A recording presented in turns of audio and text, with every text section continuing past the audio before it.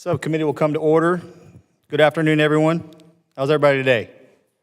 Very colorful. I enjoy the yellow and the blues. Livens the place up a little bit. We are here to discuss 12 bills that would benefit veterans and their survivors. These bills would ensure that veterans, their caregivers, and their survivors all receive fast, accurate, and fair decisions on their claims for VA benefits. Build on the Veterans Appeals Improvement and Modernization Act of 2017 by further streamlining and modernizing the VA appeals process. Provide employees from across VA the technology, training, and resources they need to efficiently process and decide VA claims and appeals.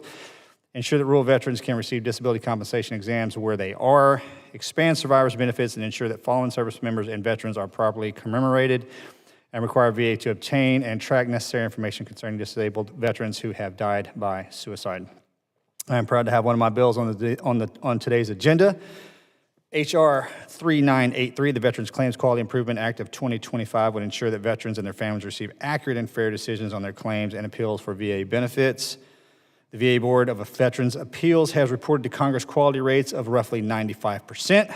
However, the subcommittee has learned that these ratings are quite possibly flawed. We have heard that the way the board calculates quality does not fully account for the legal errors identified by the U.S. Court of Veterans Appeals. In fact, the court reported in 2024 that 83% of board appeals were returned to the board because of legal errors. Many of these mistakes the board continues to make over and over again, and for too long the board has been passing the buck to the court, leaving the veterans waiting longer for a decision on their claims. This bill would change that and would require the board to carry out a robust training and tracking program using the proper data measurements so board judges and attorneys can learn from their mistakes. When the Veterans Benefit Administration at VA denies a benefits claim, that veteran has the option to appeal to the board. We have heard that the board often sends veterans' cases back to the VBA instead of deciding the claim. In fact, the board reported it sent back nearly 50% of all the appeals it received in 2024. This is unnecessary and remains a waste of time and resources. This can add months or even years to the wait times for a veteran to receive a final decision on their claim. Again, this is unacceptable. It's the responsibility of the board judges to ensure that all remands are correct, fair, and timely. Under the current law, performance reviews on board judges are only required every 3 years. This bill would change that, requiring board judges to undergo annual performance reviews. This bill would also hold VBA claims processors accountable for avoidable deferrals of veterans' claims. It would ensure that when a VBA claims processor mistakenly requests additional evidence for a veteran's claims, all claims processors who may have made the same mistake on that case are notified, not just the last one to work on the claim itself. It provides an opportunity for the claims processors to correctly address claims going forward and become better at their jobs. And the VA has a hard job nonetheless, but veterans deserve a claims and appeals process that puts them first. This bill helps make sure that we have an adaptable VA that learns from its mistakes to better serve our veterans. Chairman Bost, chairman of the VA committee, and I have both gone through the disability claims process ourselves, and it is a top priority for us to ensure that the process works for every veteran, caregiver, and survivor. I look forward to working with Chairman Bost, Ranking Member McGarvey, and other members of this subcommittee on this important proposal today. I look forward to hearing from witnesses who have joined us today and how we can improve these bills. I now yield to the Ranking Member for his opening remarks. Thank you very much, Mr. Chairman, and thank you all for being here today. We got a packed agenda with votes coming up soon, so I want to be brief. First of all, Mr. Chairman, thank you for your willingness to continue to work on this committee in a mission-focused manner, a bipartisan way that looks out and cares for our veterans. We've got a lot of good bipartisan bills here today, and you've always been willing to work through some of the issues we may encounter in creating not just well-intentioned, but also well-functioning legislation as we move forward. I'm happy to see Ms. Brownley's bill, the Veterans Law Judge Experience Act of 2025, on the agenda today. This is a great bill, dovetails with one of the efforts I've worked on with the Board of Veterans Appeals Attorney Retention and Backlog Reduction Act, because it further emphasizes the need to hire and retain the best and most qualified attorneys and judges on the board. This helps our veterans. This helps our veterans who are already having trouble getting through the system. And I look forward to hearing more about legislation that seeks to find ways to make the Board of Veterans Appeals and the Court of Appeals for Veterans Claims work more efficiently for our veterans. for their families, for their caregivers, for their survivors. Again, this is about how do we help our veterans. That said, there are quite a few concerns with some of the agenda items related to appeals that I hope my colleagues in the majority will work with us to address prior to moving these bills further through the process. Mr. Chairman, one of the bills we'll discuss today, the Caring for Survivors Act of 2025. It's a long overdue act to improve compensation for survivors, for the survivors community, and I strongly support it. The rate of dependency and indemnity compensation for surviving spouses and dependents was set in 1993. Just to date myself here, that's when I was in the 7th grade. So I think that we can do a little better in updating what is due to our veterans, their spouses, their families. They put on the uniform to sacrifice everything for us. We've got to do right by them. Needless to say, the world's a little different today than it was in 1993. And despite what decisions were made back then, we know today that right now that survivors of our nation's brave men and women deserve more than we are giving them. Let's do that. It's long overdue to adjust this compensation for people who have already paid dearly for this country. It's time to stop making them stretch their dollars as they continue to sacrifice and stretch themselves to their emotional limits. And while I acknowledge that every expansion of benefits does come with a cost on it, there is a difference between spending and investment. And we have to continue to invest in the people who are willing to put on a uniform so that we have people who are willing to put on that uniform, that they know that the promise that we make to them in exchange for their service will continue to be honored after they take the uniform off. So again, I thank you, Mr. Chairman, for this hearing. I thank the experts and advocates for being here today. And I look forward to coming up with practical, workable solutions for those we hold most dear here in this commission. Thank you, Mr. McGarvey. Chairman Bost, sir, you're now recognized for your opening statement. Thank you, Chairman, and I want to thank you and the ranking member for holding this hearing today, and I'm proud to have introduced 2 bills on the agenda today. One of my top priorities is continuing to streamline the VA's appeal process. That's why we must continue to build on what was accomplished through my bill, the Veterans Appeals Improvement and Modernization Act of 2017. My new bill, H.R. 3835, the Veterans Appeals Efficiency Act, would provide tried and true legal tools to the VA Board of Veterans Appeals and the U.S. Court of Appeals for veterans' claims to effectively decide veterans' claims that are on appeal. Even with the massive investment Congress has made in the board, some veterans still are waiting up to 5 years for the board to decide their claim. The board still has 200,000 appeals pending and receives over 65,000 appeals a year. Currently, the board is only able to address roughly 120,000 appeals each year. At this rate, there's no way the board can eliminate its backlog. Simply giving millions more in tax dollars to the board to hire more staff is not the answer. We must authorize new tools and processes for the board to modernize whether they want to or not. The board already has the authority to decide appeals in whatever order it needs for the good cause, and the veterans waiting years for decision is certainly a good cause to use this authority. For decades, other federal agencies have used legal tools like aggregation to decide large number of similar claims at the same time. My bill would require the board aggregate veterans' appeals according to the best legal practices. It's time for the board to catch up with the rest of the government and use aggregation to provide the veterans with faster decisions on their benefit claims. Even the court recognizes the importance of this tool and began aggregation veterans' appeals in a process known as class actions. My bill would improve the process for class actions by allowing the court to certify class actions that include veterans waiting for a board decision on their appeal, closing this legal loophole and ensuring timely discussions for the decisions for the veterans. My bill would also codify the court's authority to issue limited remains limited remands, which all allows the court to order the board to fix specific mistakes it made in a veteran's appeal without requiring the board to issue a whole new decision. Each of these charges would make the VA, each of these changes would make the VA appeals process work better and faster. We owe it to our taxpayers to come up with new, efficient solutions instead of hiring more bureaucrats to continue a slow status quo.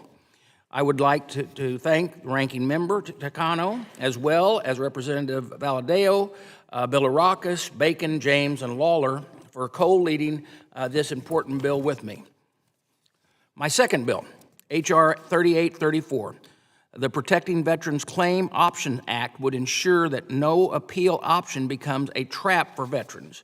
The AMA gave veterans more choices for how veterans can pursue VA benefit claim, but there are improvements to be made. My bill would close a loophole in the law that prevents some veterans from ever receiving a final board decision. Under current law, when the board decides that a veteran did not submit new and relevant evidence, the board refuses to make any decision on whether the veteran can receive VA benefits. The veteran's pursuit for VA benefits essentially disappears. My bill would ensure that the supplemental claim option is not a dead-end trap for veterans trying to navigate the VA appeals process. It would require the board to make a decision on the merits of the veteran's claim, regardless whether their supplemental claim contained new and relevant evidence. My bill would close another loophole in the appeals process by allowing veterans to submit additional evidence after the court sends their case back to the board. During the appeals process, veterans often learn that the evidence that they need to support their claim and find it later after they've filed. Veterans deserve fast and final decisions on their VA benefit claims, not a hamster wheel that forces them to wait months or even years just to get denied all over again. My bill would ensure that the process would work for, not against the veterans and their families. I look forward to discussions of both these bills in the future, and I yield back. Thank you, Mr. Chairman. Ms. Brownley, you're point of order. Each member will be held to 3 minutes for their openings, or for their remarks. We've got a long list. So in accordance with committee rules, I ask unanimous consent that Representatives Brownley, Hayes, Barrett, and Mr. Kennedy be permitted to participate in today's subcommittee hearings without objection, so ordered. Representative Brownley, you're now recognized for 3 minutes to speak on your bill. Thank you, Chairman Lutrell and Ranking Member McGarvey, for giving me this opportunity to speak on my bill, H.R. 659, the Veterans Law Judge Experience Act, which would give hiring preference to veteran law judges that have 3 or more years of veterans law experience. Throughout my tenure on the Veteran Affairs Committee, I have seen how veterans can end up waiting years before their claims for veteran benefits are decided.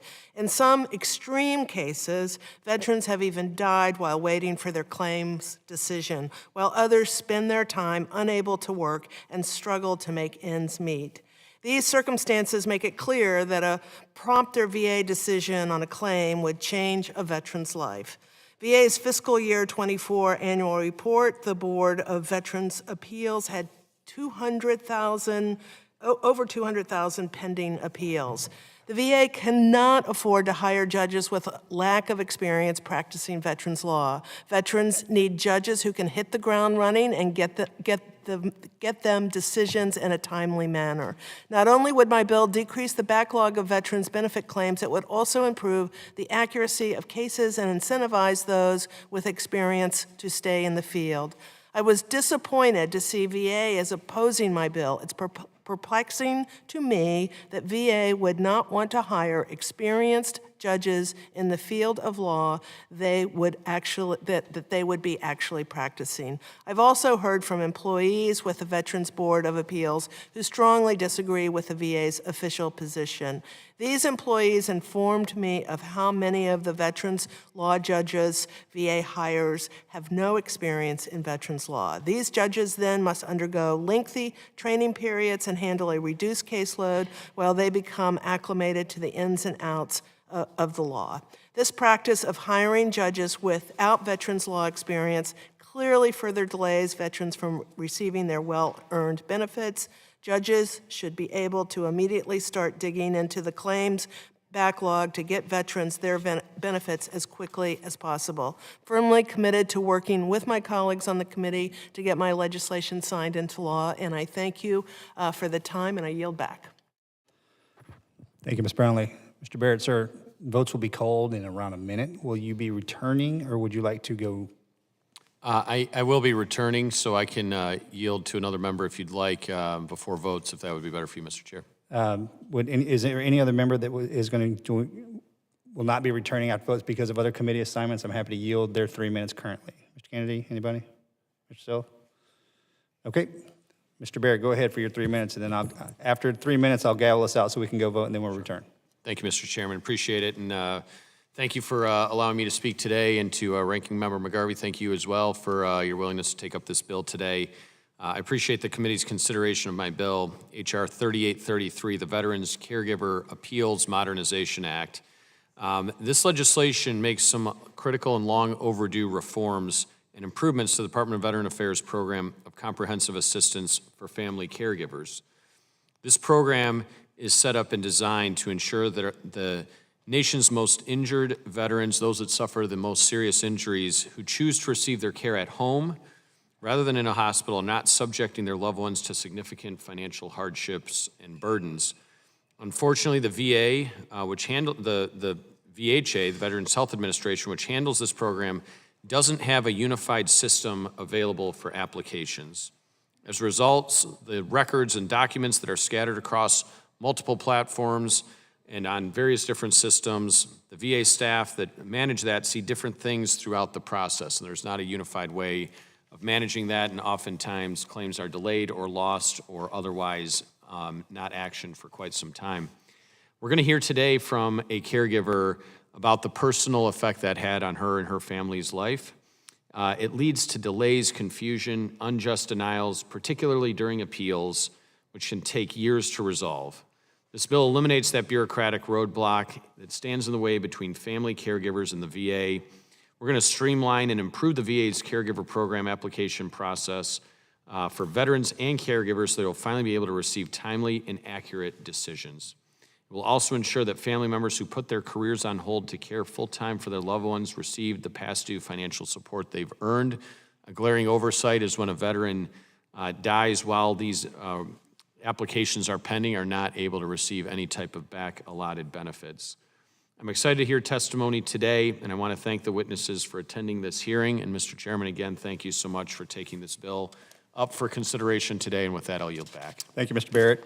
A vote has been called in the House. The subcommittee will stand in recess, subject to the call of the chair. I expect to reconvene 10 minutes after the start of the last vote. Ladies and gentlemen, we have to adjourn to the House floor to have votes. I would like to promise you a timely return. However, comma, period, end of discussion. If you want to kick it down the road like that, we will wait for the House. For the first vote, usually goes a little long. I'd like to say we were going to be in and out in 15 minutes, but that would be me lying to you, so I won't do that. It is 1:30. I think it would be comfortable if you were to come back in around 2 o'clock, 2:05. Might be a good time. So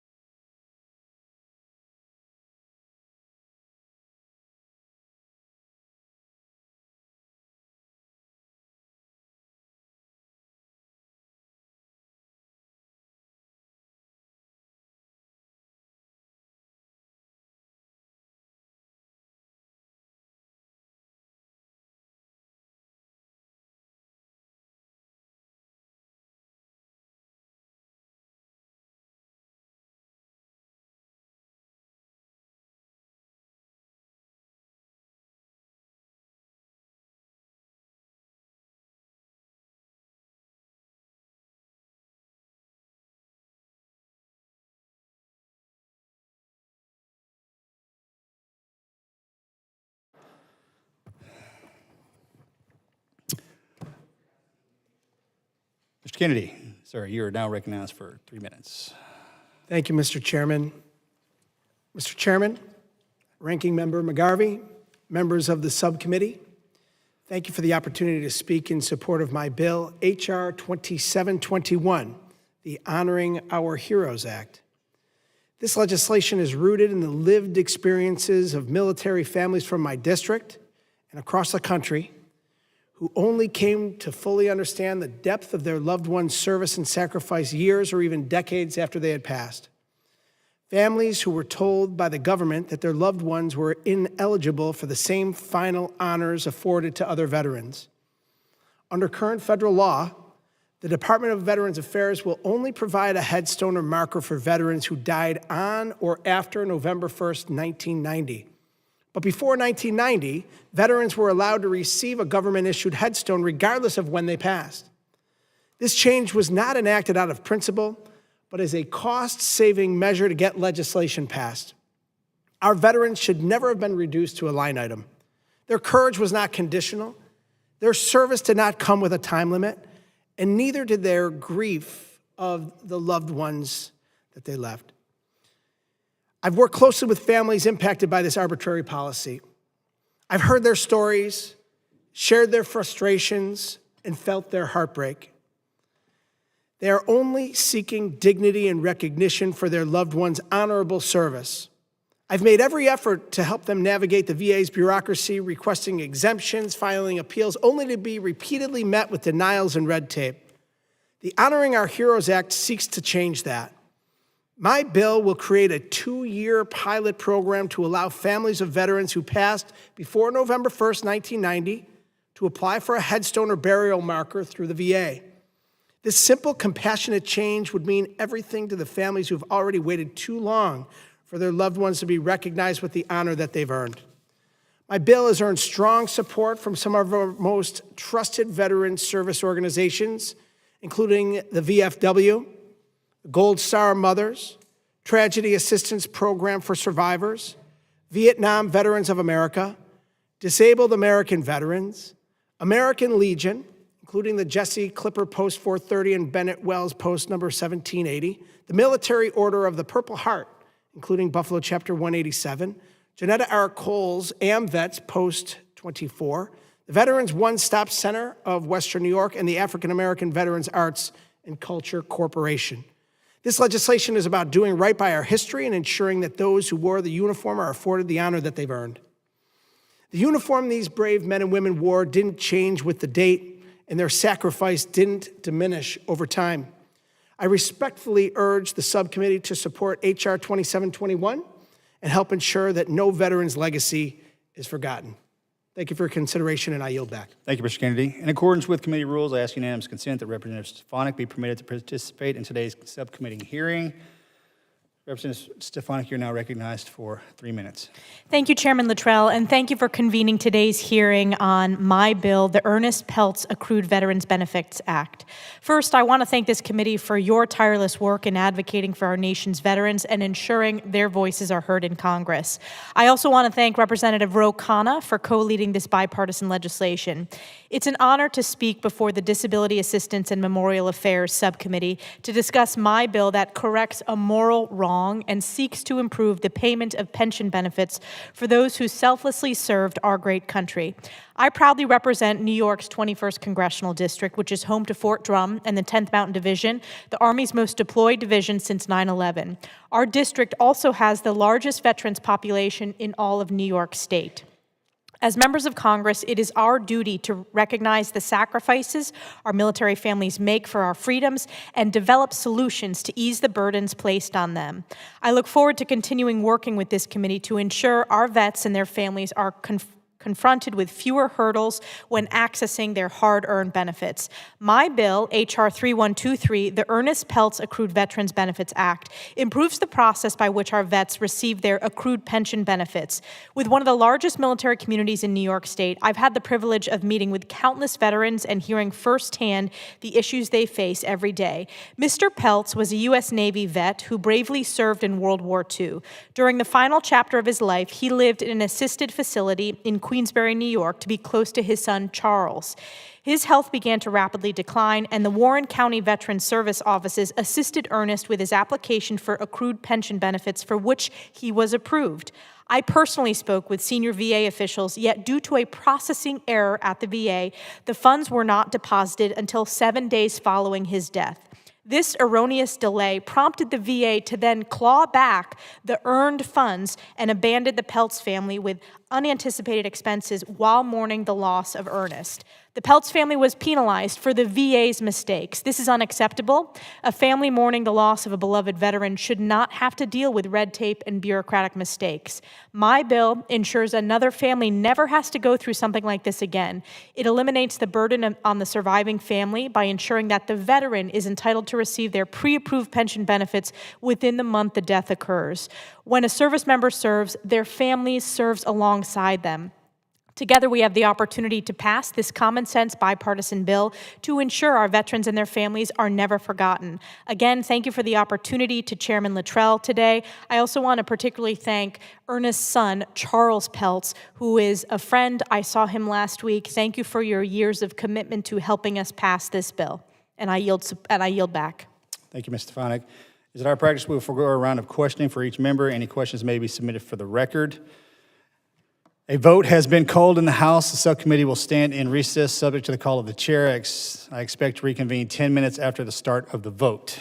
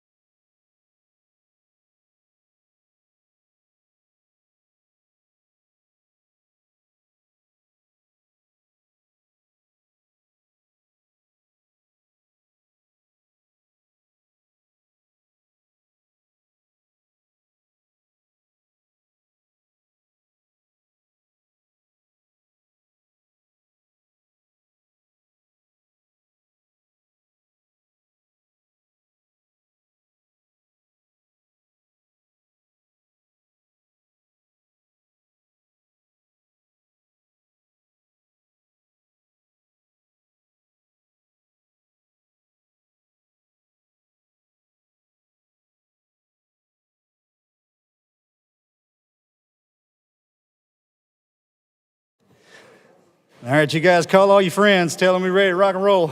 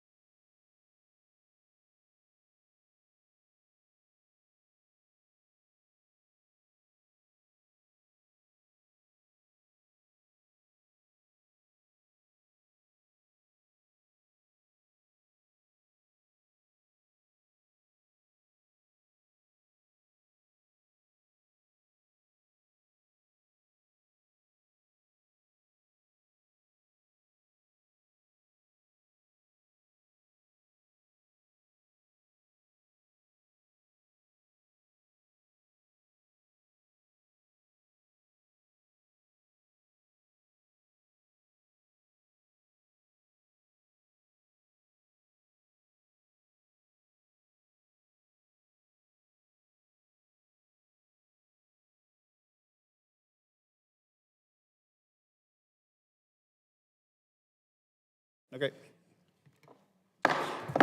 Committee will come to order. Representative Hayes, you're now recognized for 3 minutes to speak on your bill. Thank you, Mr. Chairman. I appreciate the Veterans Affairs Committee for inviting me back to discuss my legislation, the Caring for Survivors Act. I had the opportunity to come before the committee last Congress to discuss the importance of the bill, and I'm here again today to share the broad support the bill continues to gain and the need to sign it into law. While I do not sit on this subcommittee, I deeply care about our veterans and have worked tirelessly on behalf of the men and women and the families who have served our country since I joined Congress. My bill, the Caring for Survivors Act, is a continuation of that dedication to our veterans. This legislation would expand benefits for survivors of service members and veterans who have given their lives in service to the United States. When a service member dies in the line of duty, or a veteran dies from service-related injuries or illnesses, their surviving family members receive a monthly benefit known as Dependency and Indemnity Compensation, or DIC. Unfortunately, the DIC rate has been minimally adjusted since the VA established the benefit in 1993 and is lower than the rate of other federal survivor programs such as the Federal Employees Retirement System. Specifically, DIC beneficiaries currently receive 43% of the rate given to a totally disabled veteran, which is significantly lower than the 55% of the insurance annuity that beneficiaries of federal civilian employees are eligible to receive. Additionally, current DIC rules drastically reduce the benefits for surviving members if the veteran was disabled for less than 10 years before passing away. This 10-year provision is more stringent than other federal survivor programs and disadvantages survivors who have put their lives on hold to care for a disabled veteran. The Caring for Survivors Act addresses these issues through 2 reforms to DIC benefits. First, the bill raises DIC to 55% of the rate given to a totally disabled veteran, increasing DIC to a level consistent with other federal survivor programs. As a result of this change, survivors will receive an approximate increase of more than $450 per month. Secondly, my bill reduces the 10-year disability rule to 5 years to broaden eligibility and expedite DIC benefits for veterans who have sacrificed to care for disabled veterans. Taken together, these 2 provisions modernize survivor benefits to ensure families receive the financial help they deserve. I appreciate the support of the VSO community for the legislation, and I also want to recognize the surviving spouses and other family members nationwide and in this committee room for their ongoing advocacy to implement essential changes to survivor benefits. Finally, I want to thank my Republican colleague, Representative Fitzpatrick, for leading this legislation with me in the House, as well as Ranking Member Blumenthal and Senator Bozeman for their support of the legislation in the Senate. Supporting veterans and surviving family members is an intentional choice that we can all make. I encourage my colleagues to support my bipartisan legislation and advance it through this subcommittee and vote for passage on the House floor. Thank you, and I yield back. Thank you, Ms. Hayes. I now invite the second panel to the table.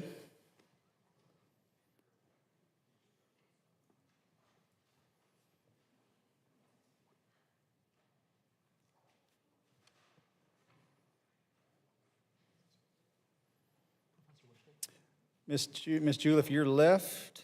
You're right, and Mr. Wishny, you're in the middle.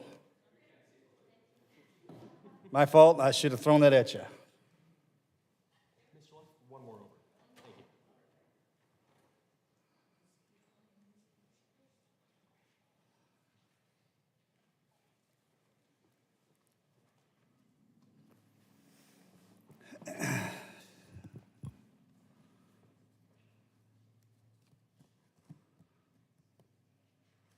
You guys ready?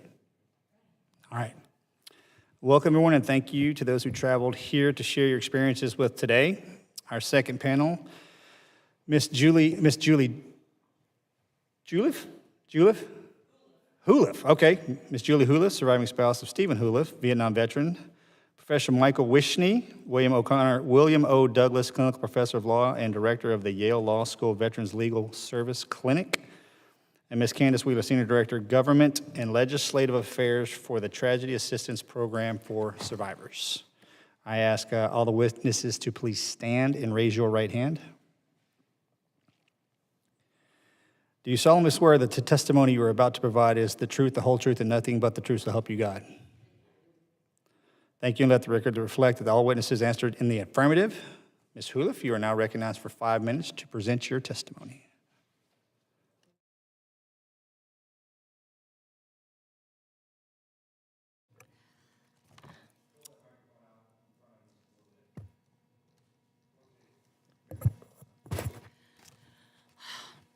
Members of the subcommittee, thank you for the opportunity to testify today. My name is Julie Guliff. I'm the surviving spouse of 100% disabled Vietnam veteran Stephen Guliff.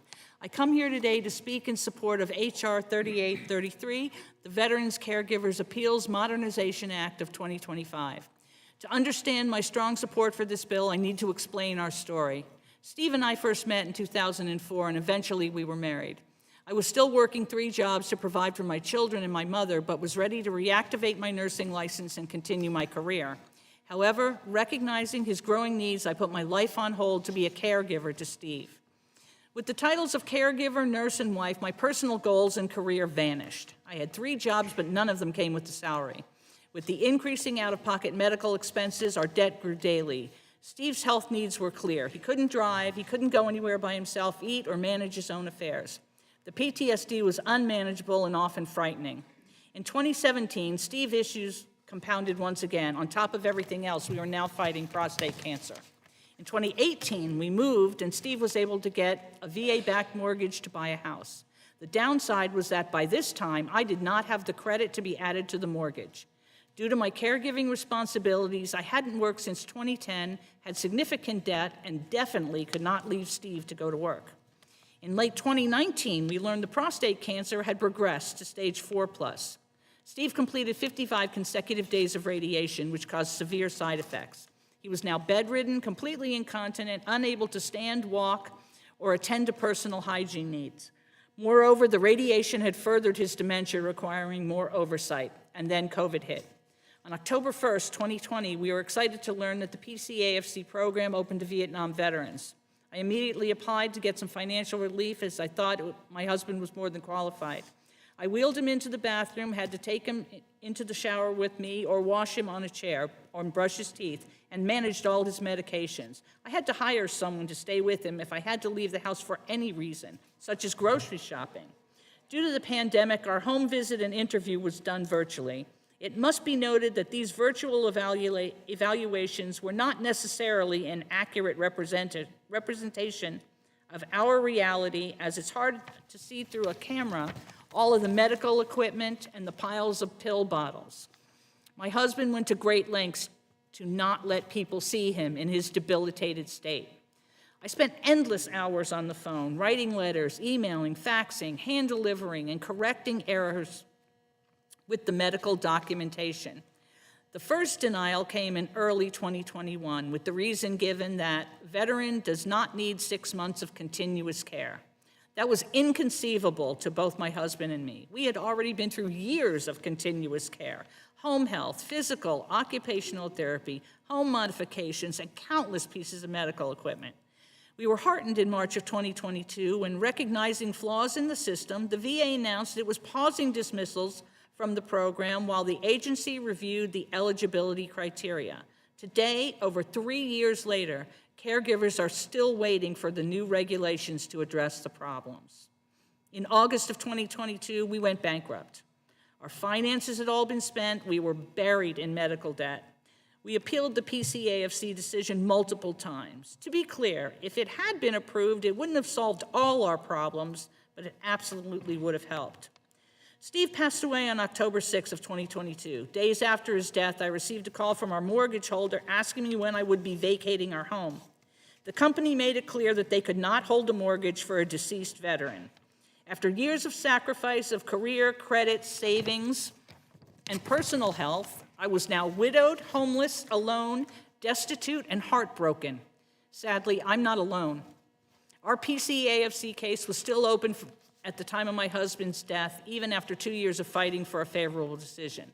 The overwhelming challenge of gathering and adding documents to the veteran's medical record is impossible in its current form. I struggled for years to connect the dots between providers in both the VA and outside to make sure records were up to date, inclusive, and complete. but CNN records sometimes never made it to Steve's file. CCN records sometimes never made it to Steve's file for use in treatment plans and certainly not for PCAFC eligibility. In the wake of losing Steve, I was so frustrated with the denials for PCAFC, I made it my mission to follow through with our quest. In 2023, I filed our case before the Board of Veterans' Appeals. Ultimately, I went before a judge in December of 2024. By the time I was done, he was in tears.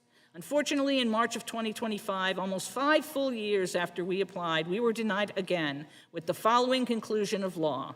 Due to the death of the veteran, the appeal for eligibility of PCAFC benefits must be denied as a matter of law.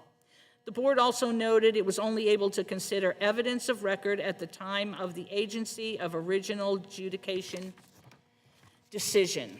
After all our challenges, COVID interfering with appropriate care, evaluations, flawed regulations, changing staff, and the lack of appropriate record sharing, we were ultimately denied because the VA simply outlasted my husband. The VA is an enormous system and will always have challenges due to its sheer size, much less added complications like COVID.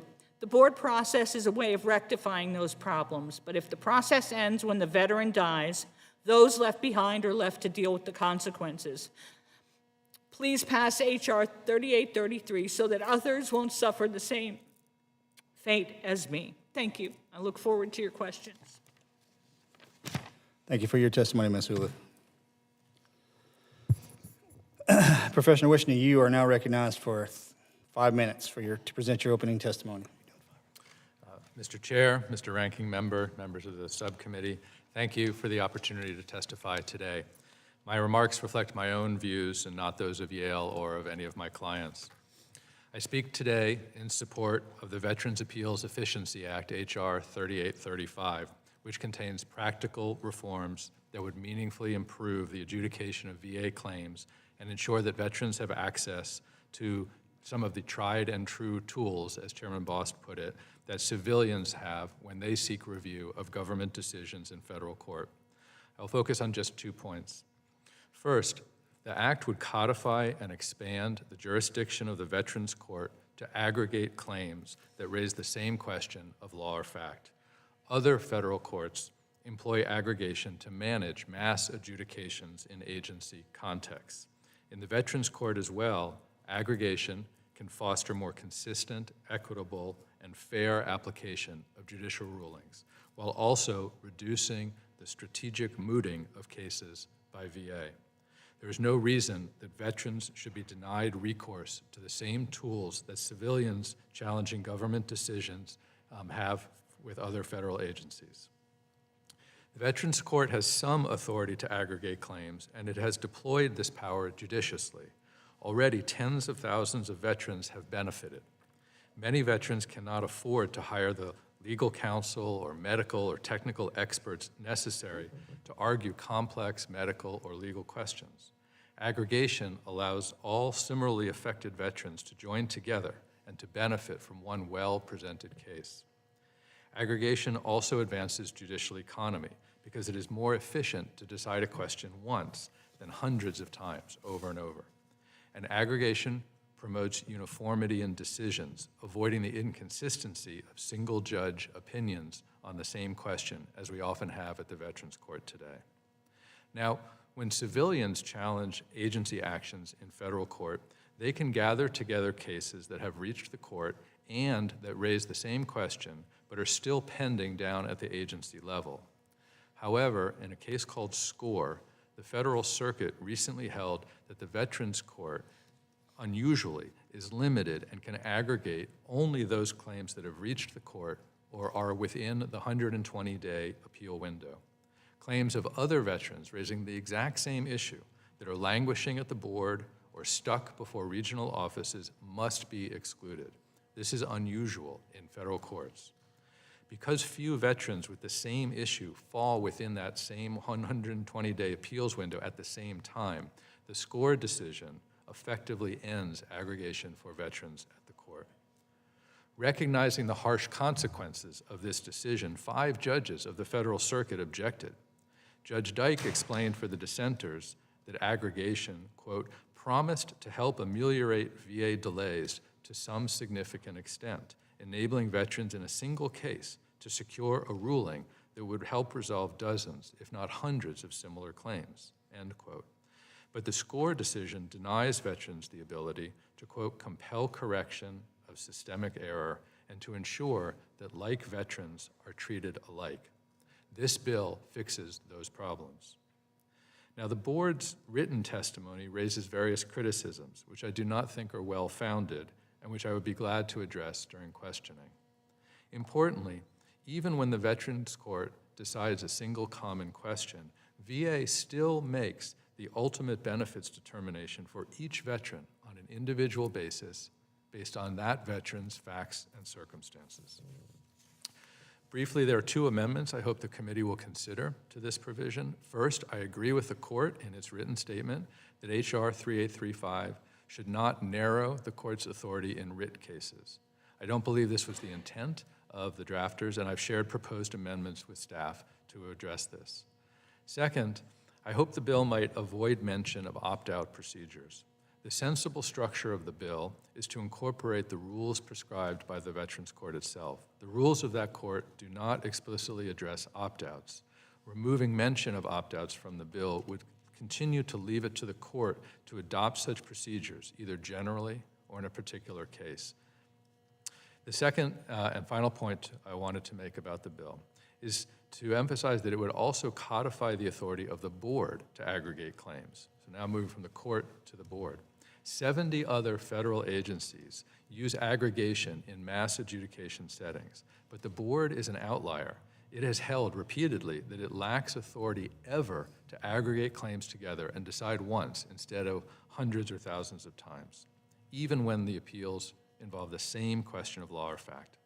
According to the Administrative Conference of the United States, a result of the board's failure to aggregate is that, quote, agencies risk wasting resources in repetitive adjudication, reaching inconsistent outcomes for the same kinds of claims, and denying individuals access to the affordable representation that aggregation procedures promise, end quote. The bill would remedy that too. Oddly, the board says it doesn't want this tool. It wishes to remain disempowered, unlike 70 other agencies, ever to aggregate claims. It cites concerns about the manner in which it itself might exercise this power if it had it. But the bill does not dictate these details. It provides the tool and leaves it to the board to properly administer it. There's no reason to deprive veterans of a tool that civilians may invoke before 70 other agencies. In conclusion, I urge the committee to approve H.R. 3835. Thank you. Thank you, sir. Ms. Wheeler, you're now recognized for 5 minutes. Chairman Lutrell, Ranking Member McGarvey, and distinguished committee members, the Tragedy Assistance Program for Survivors appreciates the opportunity to testify on behalf of more than 120,000 surviving families we are honored to serve. TAPS remains committed to strengthening dependency and indemnity compensation for surviving families. DIC has only been increased by COLA since 1993. TAPS is grateful to Representatives Hayes and Fitzpatrick and 55 original co-sponsors for reintroducing the Caring for Survivors Act, which will raise DIC by $454 a month, providing parity with other federal survivor benefits and financial stability for surviving families. In the words of Amanda Pitzer, surviving spouse of Chief Petty Officer Larry Pitzer Jr., losing my husband changed every aspect of my life, emotionally, mentally, and financially. While DIC provides some support, the reality is that it simply isn't enough to keep surviving families financially secure. The gap between what is provided and what is actually needed forces many of us into impossible situations, choosing between paying bills, securing our futures, or being present for our children. If the Caring for Survivors Act is passed, it would be life-changing. TAPS appreciates Representatives Edwards and Morrison introducing the Justice for Americans Veterans and Survivors Act to ensure VA collects cause of death data for deceased veterans. While the VA currently supports 506,000 surviving spouses, VA does not know what percentage are suicide, illness, combat, or training accident losses. This data is critical to ensure VA and other organizations provide necessary care and programs for survivors, as well as research into suicide prevention, toxic exposures, and illnesses that have led to the tragic deaths of many of our nation's veterans. The lack of data also negatively impacts CBO scoring of survivor legislation like the Love Lives On Act and Caring for Survivors Act, adding to the cost of these bills and making it difficult to find funding. We urge swift passage of this important legislation. TAP strongly supports the Fallen Service Members Religious Heritage Restoration Act, which ensures every American service member who fought and died for our country has their beliefs and heritage properly honored. Many veterans from earlier generations also may lie in unmarked graves. The Honoring Our Heroes Act, sponsored by Congressman Kennedy, seeks to correct this oversight by ensuring that every veteran, regardless of when they passed, is honored with the dignity and recognition they have earned. TAPS also appreciates the Modernizing All Veterans and Survivors Claims Processing Act, which expands the use of automation tools across VA to improve efficiency, accuracy, and communication within the claims process. This legislation codifies the work being done by VA and ensures veterans and survivor claims advancements are protected in perpetuity. TAP strongly supports the Veterans Claims Quality Improvement Act to streamline the benefits claims process for our veterans and their families. We thank you, Chairman Lutrell, for your leadership on this important bill. TAPS also appreciates Chairman Bost introducing the Veterans Appeals Efficiency Act to help streamline the VA claims and appeals process, making it more expedient, transparent, and easier to track for veterans and their families. TAPS also supports the Ernest, Peltz Accrued Veterans Benefits Act to ensure eligible survivors receive their veterans' unpaid pension. Last year alone, nearly 9,000 newly bereaved survivors connected to TAPS for care and services, the most in our 30-year history. 37% were grieving the death of a military loved one to illness, and many were caregivers to their veterans before their passing, which is why TAPS strongly supports the Veterans Caregiver Appeals Modernization Act, which improves the VA's caregiver support program by making the application and appeals process more accessible and efficient, and ensures much-needed financial support for survivors. On behalf of our surviving families, TAPS appreciates the opportunity to testify, and I look forward to your questions. Thank you. Thank you, Ms. Wheeler. The written statement of our witnesses today will be entered into the hearing record. We'll now move to questioning. Mr. McGarvey? Thank you, Mr. Chairman. We'll get right into it. Ms. Wheeler, you addressed this a bit in your testimony, but I was hoping you could tell us more about why TAPS feels that the Congressional Budget Office estimates are too high for the Caring for Survivors Act. Is there any additional light you can shed on that? Yes, thank you, Madam Member. I appreciate that question. What we have heard from VA when the PACT Act was initially signed into law, they were looking at the potential of 382,000. Ms. Wheeler, I'm sorry, is your microphone on? Thank It you. is now. Yes, ma'am, thank you. Thank you for the question. So when the PACT Act was passed, the VA had initially predicted that there could be up to 382,000 survivors that might have benefits under the PACT Act. We have seen a record number of 37,000 apply for benefits, which still is wonderful news for surviving families. But it certainly is a big delta from what the original estimate might have been. What we have heard since then is that actually what has happened is that they were looking at all of the amounts of survivors within their database that could have possibly had benefits due to the PACT Act. And it wasn't related to cause or manner of death. So one of the pieces of legislation we've all been talking about here today would actually fix that problem by helping VA to actually code by cause of death. But this impacts legislation like the Caring for Survivors Act, because we believe the Congressional Budget Office is actually scoring it based on a much larger number than what actually is. So thank you for the question, sir. No, thank you for that. I mean, I think it's important we know those numbers. We have to have a data-driven approach to this while we're doing our best to take care of our veterans. I also want people to understand here that we're talking about a modest increase in the base rate for dependents in care in this bill. It's less than $500 a month for a survivor. But what does that additional money mean for survivors and dependents? It means paying their bills. It means having a little breathing room to be able to even attend to children that are grieving as well, to take care of themselves, to just breathe a bit easier. It would really go a long way for our families and is overdue. Mrs. Guliff, I appreciate your testimony so much. I appreciate your service. We know when anyone in a family serves, the whole family serves, and we thank you for that. We thank you for your courage in coming here today. Could you tell us a little bit about what that additional money would mean for families? Turn your microphone on. Thank you very much. Thank you. That amount of money would make a big change, a huge change. In my case, I was left homeless in a very short time after my husband died, with nothing, destitute and no income. So $500 was a big deal. That would have done a whole lot for me in particular, and I'm sure for everyone else involved. My caregiving experience lasted so long that my life was virtually non-existent. It was the caregiver experience.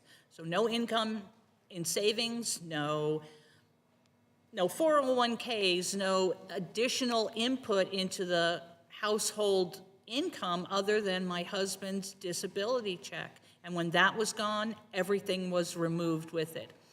I'd also like to add that not only was I a nurse by education and had planned to do that as a career, I went into the admin side and was a biller and coder. So working with the numbers and, gathering all of the stuff that needed was something that I was very used to. But to answer your question, $500 a month would be a very big deal to someone like me, and quite honestly, it's an even bigger deal if you have others at home. And so many families, thank you. While we're on the subject of DIC, we're talking about these things, there are quite a few bills here that address appeals, both at the BVA and the CAVC level. Professor Wishny, rather than ask you about any specific one of them in the time we have remaining, I'm more interested in how they'd operate in concert with one another. If you've analyzed these as a total package, how do you think they'd work from an ecosystem-wide perspective? Thank you for the question. I think each bill makes important adjustments and contributions to hopefully make the overall system work better. My own review of the bills for today suggests that they are not in conflict, and so it's not to do one bill or the other. They come at different parts of the problem. No one bill today is the AMA that's trying to do an entire makeover. But each bill contributes, I think, meaningfully to a more efficient system for families, for veterans, for all of us. Thank you so much. I'm out of time. I appreciate all of your testimony, Mr. Chairman. I yield back. Thank you, Mr. McGarvey. Mr. Self, sir, recognized for 5 minutes. Thank you, Mr. Chairman. I've got some questions that are basically explanatory or clarification, Professor Wishny. On H.R. 3835, the Appeals Efficiency Act, you covered some of this in your testimony, so this will be covering it hopefully in a little more detail, just so that we understand. Would 3835 give veterans the ability to opt out as part of a class action by either the court or the board? So the bill right now speaks of opt-outs at the court. The court's own rules currently do not address opt-outs. That's managed on a case-by-case basis. And at the court, the classes that they have certified so far, there has not been a request to opt out, there has not been opt-out provisions. And this is because these are the equivalent of injunctive cases. And in federal court, under the rules operable there, opt-outs are rare in injunctive cases. The board, I think that the legislation, I hope, will leave to the board the responsibility to decide how to operationalize the power, and it will not micromanage that. And if the board were to determine a set of opt-out rules function best, I think that's the best first step. Let the board figure out in application just as 70 other agencies have done, how to manage that question. Okay, can you tell us why a veteran might not want to be part of a class action? So I don't think there are a lot of good reasons, honestly, but some veterans might prefer for their individual case to continue moving through the agency process at the RO or the board rather than wait for a decision that's class-wide, even though that decision might benefit them. And if they go through by themselves, they run the risk of a single judge saying, no, I don't see it that way. Nevertheless, they might prefer to have that option and that swifter decision. And so I could see why they might say, I don't want my claim to wait at all. Let's go forward. Then can you talk to us about the advantages of being in a class action? Some of the things that I mentioned. Many veterans, of course, don't have access to medical or scientific experts. And maybe I'll just give a quick example. In the SCORE case itself, which I mentioned, that case arose from a group of about 1,400 airmen who responded to a plutonium leak in 1966 when we accidentally nuked a village in Spain. The bombs didn't detonate, we dropped bombs by mistake, and 1,400 airmen went out to clean up the plutonium that spilled out of 2 bombs. Eventually, the Air Force developed a formula to calculate how much radiation each airman was exposed to. And that same formula was applied to all of those airmen who then later applied to the VA when they experienced radiation-related diseases. Well, it turns out that that formula is deeply flawed. Even the VA's own review concluded it was not a good formula, not an adequate formula, but they stuck to it. When Mr. Score came forward, he was able to marshal nuclear physicists who could analyze that formula, explain its shortcomings, propose a more accurate formula that would better calculate the radiation for each veteran, and then apply that one formula to all veterans. So the benefit to a veteran, not every veteran can identify and persuade a nuclear physicist to take up their case and testify, as happened in that case, as an expert. In that example, all 1,400 of those airmen benefited from the expertise of the Princeton nuclear physicist, and the court credited it as a result. Okay, I have less than a minute. I've got one more question for you. Thank you for that. You covered the writs, but would you just explain a little bit more about including writs as a covered proceeding for purposes of supplemental jurisdiction? How that could result in unintended limitations if it does. Could you just quickly go over that? Sure, briefly. Currently, the court has authority under the All Writs Act, an ancient common law power codified by the first Congress in the first Judiciary Act of 1789, to use writs in aid of jurisdiction in a narrow set of circumstances. Most cases of the court, well over 90%, are appeals, not writs. But the court has done some aggregation in the writ context, and that's working fine, I think. The Federal Circuit in SCORE was addressed to appeals, and the court there said that the Veterans Court cannot aggregate appeals because it lacks supplemental jurisdiction. That's not an issue for writs cases. It's only an issue for appeals.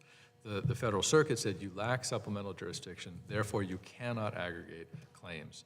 This bill would grant supplemental jurisdiction. And as I suggested, I think it should limit itself to appeals, granting supplemental jurisdiction to appeals, and leave writs alone. They're working fine. There isn't a problem there. Thank you for that clarification. I yield back. Thank you, Mr. Self. Ms. Guliff, do you currently reside in Florida still? Excuse me? Are you still living in Florida? No, I'm currently living in Texas. Well, that's a great state. Welcome. Thank you. We're happy to have you. Thank you. I totally lost my train of thought. I'm sorry. I had to bring it back up a little bit. Yeah. If you don't mind, during this period with your husband, Yes. you were currently residing in Florida, correct? That's correct. Were you engaging with one specific VA and one specific VA only, or were you actually, did you travel? I'd like to, If there's anything I like to do is pick apart the VA, okay? Because Go ahead. there's a large problem set, but I need to know how we can kind of dive into this because your story is, and I've read your testimony twice. Were you dealing with one specific VA? For the vast majority of the time, we were in West Palm Beach. And then in 2018, and bearing in mind he died in 2022, we moved further north to Volusia County, so we were within the Orlando system there.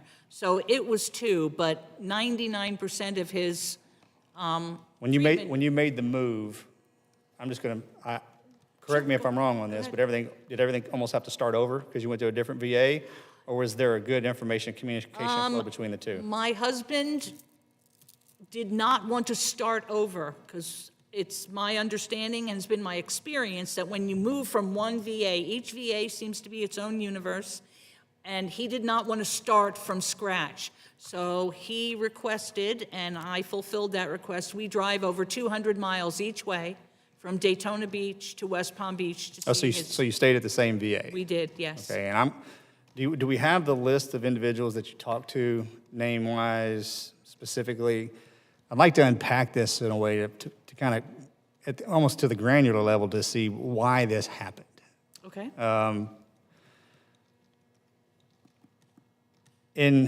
Because it was over a 5-year period. After you met with one of the appeals court, you met with one of the board members, or you met with a judge that you said? And that was just in December of 2024. Before that, all of our appeals process had been back and forth on paper, so to speak. And what was the judge's response to you? Because then, a few months later to a year later, you got the results that said you've been declined? Yes. Can you tell me exactly what the judge's engagement with you was? When I got to the judge, the very first thing he asked me was, how did you get to me? Because he, in his experience, had never had a survivor or someone get to his level. It was usually done through a much different process. Again, I don't know much about that. But shortly in the hour before I saw him, it was done virtually.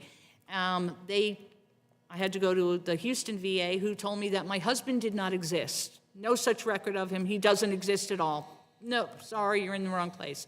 I said, well, maybe since I have all the powers of attorney, maybe you can check my name, because I was the point of contact for the VA for many, many years. Nope, you don't exist either. There was This is the Houston VA? I'm assuming you're talking about DeBakey? Yes. Okay. They refused to let me in. I said, well, I have a hearing with the judge, and you are going to let me in, because when the screen opens, I expect to be there. There was quite a bit of back and forth, and I had to be escorted by the Houston police to get me in front of that judge. And when the judge did see me, he wanted to know where my representation was. And I had to tell him, I don't have any. I built this case by myself. And he ran through all the list of the potentials, who, this group, that group. I'm refused, denied. How did we end up in Houston after leaving West Palm Beach and Orlando? Shortly after my husband died, our mortgage holder, it was a VA mortgage, called and asked when I would be vacating my home, because my name was not on the mortgage. I may have been on the deed, but I was not on the mortgage. And since I had not had a working job with an income since 2010, because I was caring for my husband, I wasn't qualified for a mortgage or credit of any kind. So the mortgage holder asked me when I would be vacating or if I would be buying my house back from them. So when you got to Houston, Right. which again, it's very challenging for VA facilities to communicate with each other. That's Right, yeah, no very- secret. Very difficult. West Palm Beach would not communicate with Houston. DeBakey that says, hey, yes, we've absolutely know who this person is. Correct. They did do that, or they did not? They did not. Did you ask them to do that? Oh, yes. Unfortunately, I had to get a little bit strong with the people in Houston. Oh, did you get in trouble in the VA? On more than one occasion, I'm afraid. No is not always the correct answer.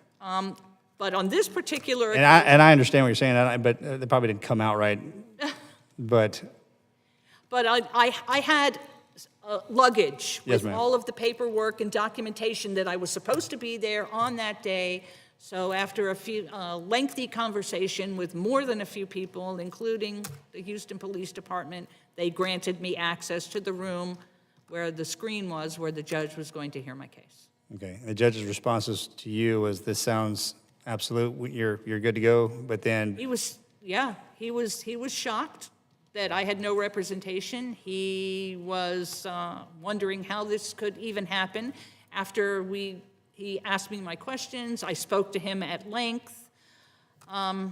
There was more than a few Kleenex passed around the room on that day, but he asked for hundreds of pages of documents. I said, I will give you everything you want, all of the documents, all of the evidence, everything on this case. It's about 180 pages, the short version. He asked for all of it. I mailed it, I emailed it, I digitized it, and I got it to him. But as I told the judge, I said, when someone gets a stack that big on their desk, most of the time it's unmanageable to look through all of that stuff. He assured me that he would look at it and that others would look at it. It is my understanding that that did not happen, and he was not allowed to read my evidence that he asked for based on the rule of law that, once my husband was gone, so was the case. okay.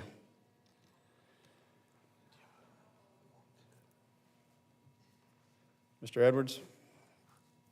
In accordance with committee rules, I ask unanimous consent that Representative Edwards be permitted to participate in today's subcommittee hearing.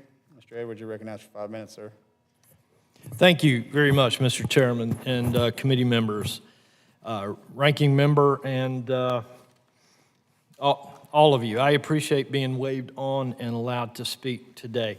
As the proud representative of North Carolina's 11th District, a district home to over 50,000 veterans, including many who served in the 82nd Airborne and across the armed services at Fort Bragg, I introduced this bill because we're failing our nation's veterans in one of the most critical ways imaginable. We're not fully accounting for the true cost of the mental health crisis in their ranks. For years, we've heard the number, 22 veteran suicides per day. But emerging data from groups like America's Warriors Partnership suggests that number may be closer to 40, or nearly 15,000 veterans every year. That's simply a tragedy.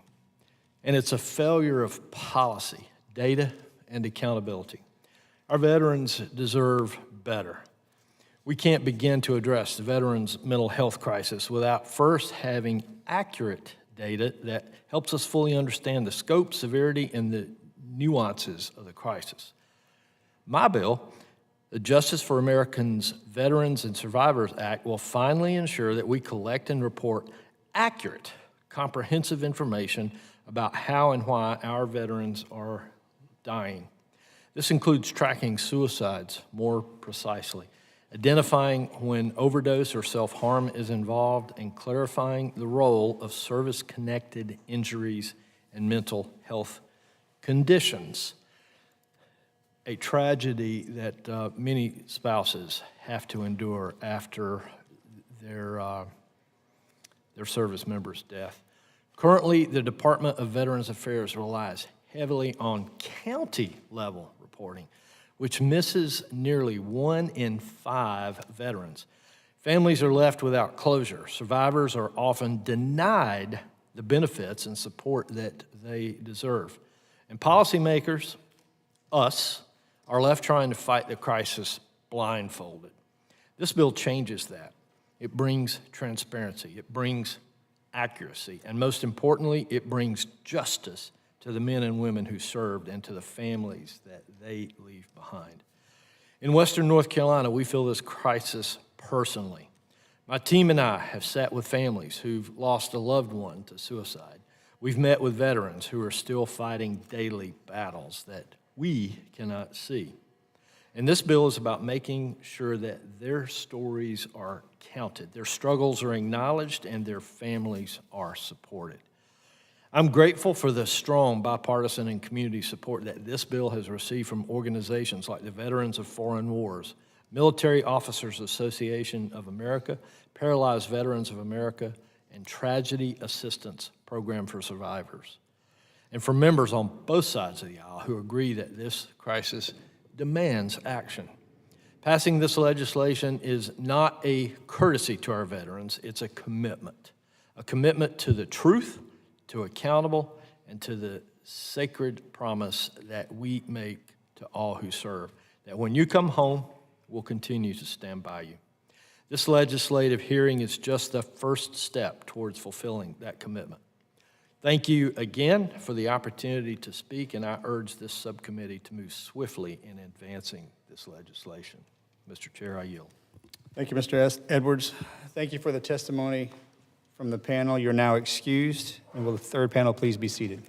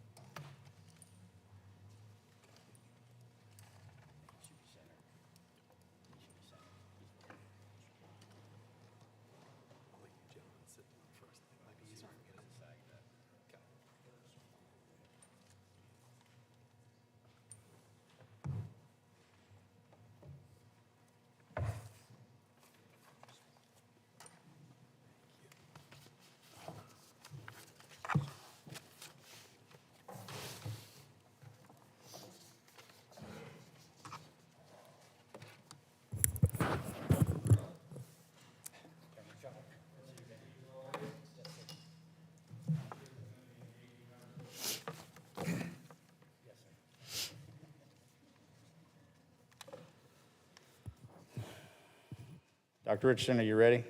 You look ready. You stay ready so you don't have to get ready? Okay, good. All right. Is everyone ready? Thank you to the witnesses for joining us today from the Department of Veterans Affairs and the U.S. Court of Appeals for Veterans Claims. The lead witness for VA is Mr. Evan Dykert, acting Deputy Vice Chairman and Veteran Law Judge at the Board of Veterans Appeals. Mr. Dykert is accompanied by Mr. Kevin Friel, Executive Director of Pensions and Fiduciary Services at the Veterans Benefits Administration. Mr. James Smith II, Deputy Executive Director of Policy and Procedures for Compensation Services. And Dr. Do you prefer Colonel? Okay. Dr. Colonel Colleen Richardson, Executive Director for the Caregiver Support Program at the Veterans Health Administration. I have to ask, military guy? Well, you're sitting in the wrong spot. Let's do one of these. No, sir. One of their names is Colleen. What? Yours says Colonel in front of you. Is that wrong? I said Colonel. Everybody leave me alone or I'll freak out. We got a Colleen and then someone who's a Colonel. Oh, all right. Sorry, my fault. Dr. Colleen Richardson, my fault. Yes, ma'am. I know how to fix this problem. Dr. Colleen Richardson, Executive Director for the Caregiver Support Program at the Veterans Health Administration. Welcome. And joining us from the U.S. Court of Appeals for Veterans Claims is Colonel Tiffany Wagner, Clerk of the Court for the U.S. Court of Appeals for Veterans Claims. All right, got it. All witnesses, please stand and raise your right hand. Do you solemnly swear that the testimony you're about to provide is the truth, the whole truth, and nothing but the truth so help you God? Thank you, and let the record reflect that all witnesses answered in the affirmative. Mr. Dykert, you are now recognized for 5 minutes, sir, to present the department's testimony. Good afternoon. Chairman Lutrell, Ranking Member McGarvey, and members of the subcommittee. I appreciate the opportunity to appear before you today on behalf of the Department of Veterans Affairs to discuss how VA strives to achieve final resolution of veterans' claims and appeals, to ensure access to VA health care and benefits, and to provide VA cemetery or burial benefits as well. Accompanying me today are Mr. James Smith, Deputy Director of Policy and Procedures for Compensation Service, Mr. Kevin Friel, Executive Director of Pension and Fiduciary Service, both in the Veterans Benefits Administration, and Dr. Colleen Richardson, Executive Director of the Caregiver Support Program, Veterans Health Administration.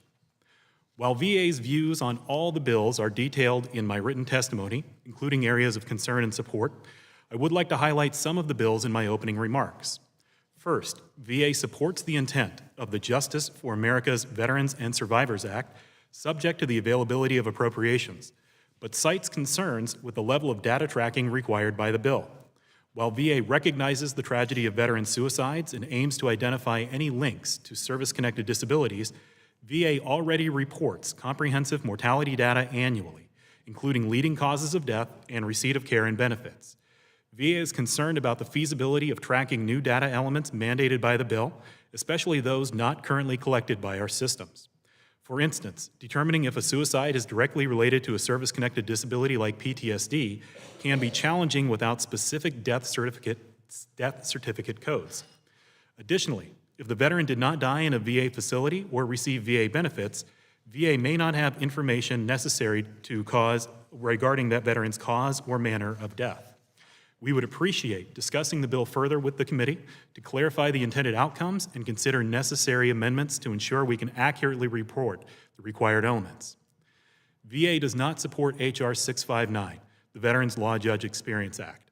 This bill would require the board chairman to prioritize candidates with at least 3 years of experience in laws administered by the secretary when recommending individuals for veterans law judge positions. The current selection process for veterans law judges is based on merit and fitness for the role, akin to the standards for judges on the Court of Appeals for veterans claims. Prioritizing specific types of experience could undermine these merit-based principles. VA has appointed a diverse group of highly qualified judges, many of whom had no prior VA experience, but brought significant military or judicial backgrounds. This diversity has helped VA achieve record levels of appeals adjudication, offering the best service to veterans. VA believes it is crucial to maintain the flexibility to select judges based on a wide range of qualifications, ensuring the highest standards for serving our veterans. VA supports the Rural Veterans Improved Access to Benefits Act, subject to amendment and the availability of appropriations. We appreciate the committee's efforts to improve temporary licensure requirements for contract healthcare professionals performing VA disability examinations. VA recommends removing the sunset date on these licensure requirements. This would provide greater flexibility to engage a broader range of qualified medical professionals, especially in rural areas, resulting in shorter wait times and faster examination completions for veterans. In addition, VA recommends removing the reporting requirement to disaggregate timeliness data by healthcare professionals. VA does not have access to the specific data from our vendors' proprietary systems, and controlling factors outside our individual examiners' responsibilities may skew the data. It is important to note that VA may return examinations to be reworked for reasons other than error. Additionally, VA tracks timeliness from vendor acknowledgement of examination request to completion, not by individual examiner activity. Mr. Chairman, please understand that the concerns that we have raised in our written testimony today and that will be raised in our testimony that's oral is sincere. VA understands that the appeals process can be long and frustrating for many veterans, but I hope that the answers that we can provide to your questions will help explain why it takes so long to process an appeal or a claim and what VA is trying to do about it. Ultimately, processing these appeals takes time because each and every case represents a veteran with a unique set of facts and circumstances. VA shares Congress's goal of continuous improvement to both our program and our customer service to veterans, their families, caregivers, and survivors. We want to express our appreciation for your continued support, and we look forward to continued collaboration. Chairman Lutrell, Ranking Member McGarvey, this concludes my statement. My colleagues and I will be happy to respond to your questions. Thank you, sir. Colonel Wagner, you're now recognized for 5 minutes to present the testimony of the U.S. Court of Appeals for Veterans Claims. Chairman Lutrell, Ranking Member McGarvey, and members of the subcommittee, thank you for the opportunity to testify today. I am appearing on behalf of Chief Judge Michael P. Allen to offer the court's perspective on the proposed Veterans Appeals Efficiency Act of 2025, specifically Section 2E, which proposes to expand the court's jurisdiction and define the court's limited remand authority. I had the opportunity to appear before this subcommittee regarding similar legislation in April 2024. As I noted then, the court cannot comment on the advisability or scope of proposed changes to our jurisdiction. Such matters are squarely within the purview of Congress. Likewise, the court does not offer advisory opinions or suggested language on legislation it may one day be asked to interpret. That said, we can offer general observation on the bill's language and possible implications. First, regarding supplemental jurisdiction. The proposed language in subsections of 38 U.S.C. Section 7252 aims to broaden the court's class action authority and allow current claim processing between the court and the VA. While this may provide new pathways for veterans, we offer a general caution that some of the language as drafted is somewhat unclear. For example, broad references to terms like claim, notice of disagreement, or supplemental claim, without specific citations or context, make it difficult to determine the intended application. Additionally, the inclusion of writs under supplemental jurisdiction may raise legal complexities and could unintentionally limit the court's existing authority under the All Writs Act. Furthermore, the proposal to toll the deadline for appeal filings introduces a new category of jurisdictional questions, which could increase the court's caseload. Given that our court is already handling a record volume of appeals, such growth would likely require reassessment of both resources and procedures. Second, on the matter of limited remand authority, the bill proposes a statutory framework under 38 U.S.C. Section 7252C, which appears intended to codify the court's authority. The court already possesses limited remand authority, and by defining in statute when and how limited remands may be issued, the legislation could inadvertently narrow the court's existing discretion rather than expand it. We raise these points not to oppose the bill, but to help ensure that any changes fully reflect Congress's intent and avoid unintended constraints on judicial flexibility. In closing, the court remains committed to delivering full, fair, independent, and timely judicial review to veterans, their families, and survivors. We appreciate your continued efforts to improve the appeals process, and thank you for including the court in these important discussions. I'm happy to answer any questions. Thank you, Colonel. The written statement of the witnesses will be entered into the record. Mr. McGarvey, you're recognized for 5 minutes, sir. Thank you, Mr. Chairman. Thank you all for being here today, and thank you for your testimony. Mr. Friel, I'm going to start with you. And with the VA's testimony on H.R. 3854, the Modernizing All Veterans and Survivors Claims Processing Act says that VBA, and I quote this, is working to identify solutions in the claims process where benefit adjustments can be made using technology without human intervention, unquote. I'm not against technology. Technology has a wonderful place. But I think you can see that I have some pause on the VA moving toward true end-to-end automation. There are mistakes that are made with machines, and of course some of our veterans have some problems navigating these systems already, as we've heard from many of them. Certainly I have in Louisville, Kentucky. I think a lot of those beneficiaries, and we're talking about our veterans, right? We're talking about the people who've served us.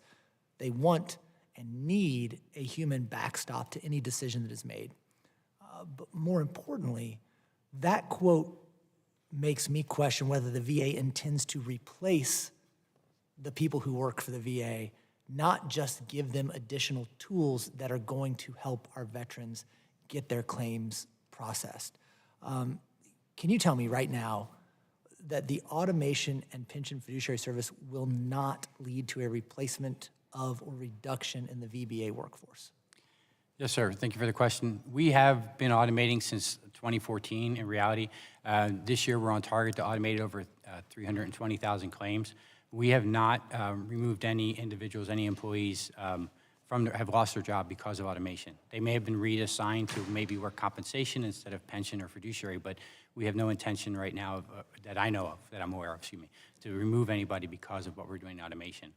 But to give you an aspect, in an automated world, we have cases where a DIC claim came in, and 9 hours later, we had awarded the benefit and send out the letter and everything else to the surviving spouse with no human interaction. And that's truly, talking about getting benefits out as quickly as we can, that's one of the goals we have, is to make it.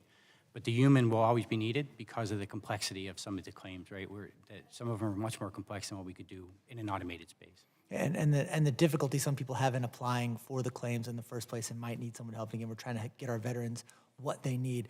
I appreciate you said no intention to, but just to drill into it a little further. Everybody at VBA is going to still be at VBA next year? So that's above my pay grade, and I'm prepared to talk to the legislation, but I am not prepared to talk to the Again, staffing. what we're trying to do is, this committee, my sole focus on what's best for our veterans. How do we make sure that they're getting everything they are entitled to and they deserve? I want to make sure that that happens. I am not anti-technology. I think we can use technology to help our veterans to get those claims processed quickly. But when there are difficulties in the process, which inevitably there are going to be difficulties even with automation, we got to have people there who are ready to help our veterans. I want to make sure that they are. Along those same lines, have you talked to veterans? Do you guys, I mean, because I know what I hear on the ground. I know when I go to veterans events in Louisville, Kentucky, what I hear from the veterans, right? And that's why I'm bringing those concerns here today. Do you have any data that says the veterans and other beneficiaries are like the automation or the algorithms that are calling the shots? So I can speak from what we've done in our space, and I would let Mr. Smith talk about what happens in the compensation space. We have received great feedback from VSOs and organizations like TAPS in the area where we can. We actually have, based on a law passed by Congress, the ability to pay a surviving spouse based on evidence of record at the time of a veteran's death. We automate those claims. So we would pay the month of death payment, the burial payment, and if the veteran meets the requirements for 1318, we'll pay DIC payment without an application. And that's just based on the surviving letting us know that the veteran has passed away, and we validate the information, and it happens. So we've gotten great feedback from VSOs, that people get an award without even putting in an application. We wish we could do that for more, but we have limited based off of what data we have. And Mr. Smith could probably talk more about the compensation side of it. So for the disability compensation, the automated decision support technology leverages technology to deal with the administrative burdens of claims processing. So it works on being able to pull in those digital records from VHA. It works on going out to folks to pull in private medical records, things of that nature. It allows the claims processors to focus more on the complexity and the analysis necessary to be able to deliver quality decisions. Thank you. And I am out of time. I'll yield back, Mr. Chairman. Thank you, Mr. McGarvey. Mr. Self, you're recognized for 5 minutes, sir. Thank you, Mr. Chairman. Colonel Wagner, can you describe how aggregation has helped the court be more consistent in the past? I understand you have concerns about the future, but in the past. Yes, thank you for your question, Representative Self. The court's, first of all, the court's concerns about the current statute isn't, we don't want to speak about the authority to expand our jurisdiction or narrow it or broaden it. That's within Congress's purview on that. So the court doesn't want to speak about that.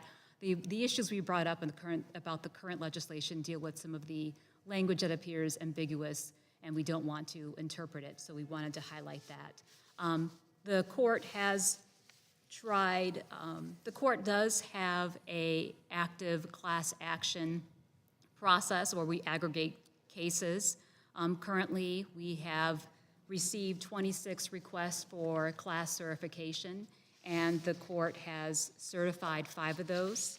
10 were denied, and the rest, the 11 other, were either dismissed, they were either reached a negotiation on their own, or something like, or it's still pending.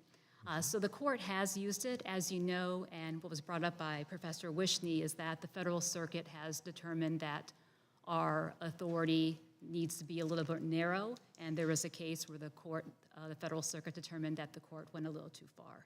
I hope that answers your question. Well, the consistency was what I asked about. Has it improved the consistency of the decisions?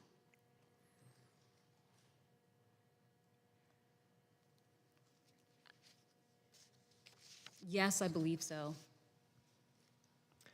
Okay. I can get back with you some more details on that, but I think that a lot of those answers about the consistency would have to be answered by the veterans who've experienced it, and how it affects additional future case law. Well, would the authority, as outlined in the bill, approve efficiency then? Let's talk about that. Are you willing to opine on that? Yes, aggregation would increase efficiency.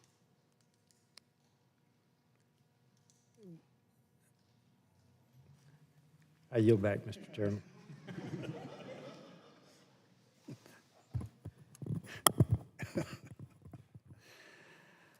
Dr. Richardson, I got you. If the veteran passes away while their caregiver is appealing their application to join the VA Caregiver Support Program, what happens to the appeal? Sure, thank you for the question, Chairman. So it depends. As long as we have the information available to us, so certain requirements are met, and we have enough evidence or information, we are able to render a decision and retroactively Does pay. that information have to live and breathe in one specific site? Because from the way I understand it, if an individual moves from their location where they reside to another one, doesn't seem like the information flow, it seems like the information flow is broken. We have access to JLV, which allows us to access all data and all health records for any veteran in our system. I don't know if I exactly believe that statement right there. Does the guidance and training for evaluating applications to the VA Caregiver Support Program that VHA employees receive match the guidance and training that VBA's employees receive? Thank you for the question, Chairman. So the adjudicators for VBA is different for the appeals that they file through the Caregiver Support Program. So you have the board appeals, then you have AMA, and supplemental, so you have supplemental claims and higher level reviews that VHA does within the Caregiver Support Program. So the level of training that we do for our appeals staff is the same training that we give all of our staff who render any type of initial decision or any type of appeal decision. Say more. So when a veteran and caregiver, a joint application is submitted to the Program of Comprehensive Assistance for Family Caregivers, all of those folks who make those initial decisions on those original applications get the same level of training on standardization, consistency, how to apply Across the VA? across the Caregiver Support Program. So within my program, I have staff at the VISNs called SEAT teams, Centralized Eligibility and Appeals How many teams. personnel do you have under your, Roughly about 2,200, sir. across the country? Yes, sir. And they all come to the same spot, or is this a virtual training now since COVID, whenever that happened? It is a virtual training, yes, sir. Okay. So the folks that make those initial decisions on applications are stationed at the VISNs. Those that render decisions on appeals are stationed at the VISNs and within VA central office under me, under my program office. So higher level reviews, supplemental claims are decided in VACO, and the VHA clinical appeals process is done through the SEAT teams. If a veteran dies while their caregiver is pursuing an appeal, is that family caregiver eligible to receive any unpaid stipends owed at the time of the veteran's death? Yes, they are, as long as we have information that is available to us. So it would help if I just explained. So when a veteran and caregiver apply to the program, there are certain steps that they must follow. Certain eligibility requirements must be met, and at any point along the way, if they don't meet eligibility requirements, they are denied at that step. Is there one, let me ask you this, forgive my interruption. Sure. Out of the laundry list of checks in the boxes that you have to have, if they miss one, they're done? They are denied at that point in the process, yes. So just because the veteran passes away doesn't mean that we don't give retroactive benefits. It's only if we don't have that information available to us to render that decision. So, for example, Mr. Chairman, if a veteran and caregiver are denied because it is deemed that the veteran doesn't need in-person personal care services, it doesn't make clinical sense to have the caregiver go through training. It doesn't make sense to do the caregiver assessment, the veteran assessment, go into the home on that particular application. So they're denied at that point in the process. I would be willing to bet every caregiver that's living in a home with a veteran in need will disagree with what you just said. So if they don't meet program requirements for PCAFC, we enroll them in PGCSS, our Program for General Caregiver Support Services, and we continue to help them as a caregiver in the journey of that particular veteran and his or her needs. That's why we have the two programs, sir. How long, what's the and you can give me a range here. Sure. I'll give you some latitude. What's the window of confirmed or denied when a caregiver reaches out to the VA for this kind of support? So today we render decisions, probably 9,000 applications come in a month, about 30% of those are approved for the program, 30 to 33%. What's the turnaround time? 86% of applications are adjudicated, No, I'm sorry, window, like if I give it to him today, Yep. he's going to give him a response tomorrow? 86% are done in under 90 days. 90 days. Yes, sir. So when we have the 4 or 5 years, that's a anomaly? Those are for applications. When we're talking appeals, different discussion. So VHA Okay, so clinical let's walk back appeals. to application real Yeah, quick. Sure. How long does an application normally take? 86% under 90 days. 90 days. Yes, sir. Okay, so 3 months. And then if it has to go into appeals, does it get lost in the metaverse?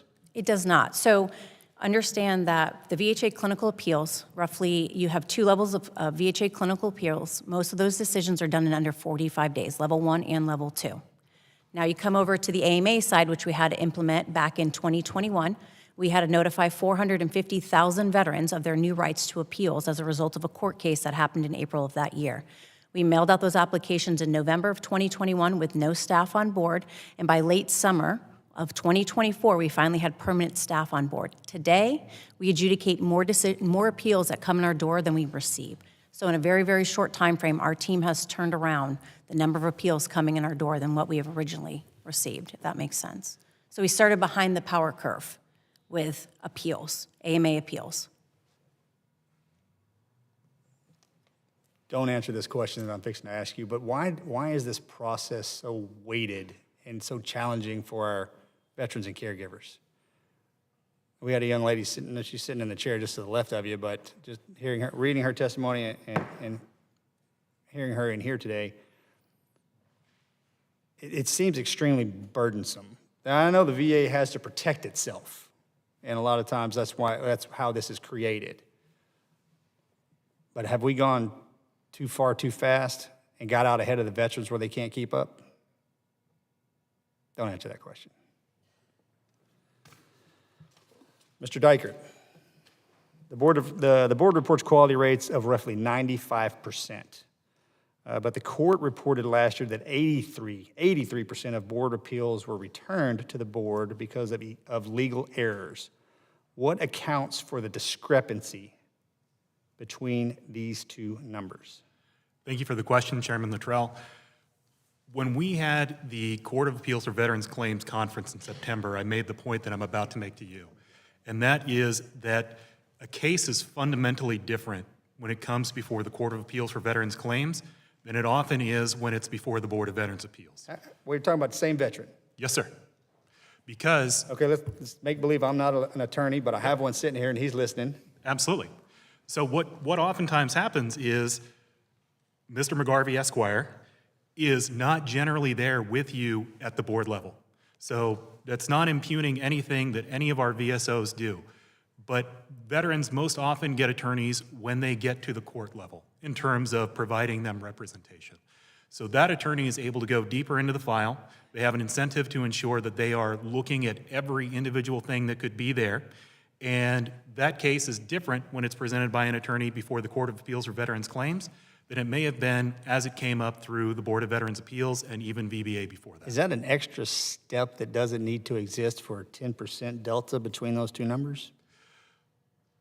In terms of the representation at each Right, different correct. stage, we certainly welcome additional attorney representation before the Board of Veterans Appeals. Those Do numbers the have been veterans rising. know that? Is that something that we populate? I think it's getting out there, to be honest, because the number of appeals that we have that have veteran representation by attorneys at the board is increasing year over year. And I can tell you, sir, that as a person who adjudicates those also look fundamentally different than if they come directly from the American Legion or a state veteran service organization. You're packaging everything, lawyers are packaging everything in the way that another lawyer knows how to look at it. So they're able to say, on page 424 of this record, you can find this information. They're able to say, based on this regulation, this is the action that you should take. Mr. Self, you get Miss Hayes, I'm sorry. Okay. I apologize, I went long. Thank you. I recognize, Ms. Hayes, you're recognized for 5 minutes. Thank you for allowing me to be here. I'm not sure if the witnesses heard my opening statement earlier, but my bill, the Caring for Survivors Act, would modernize survivor benefits to ensure families receive the financial help they deserve. I recognize the cost concerns of implementing this legislation.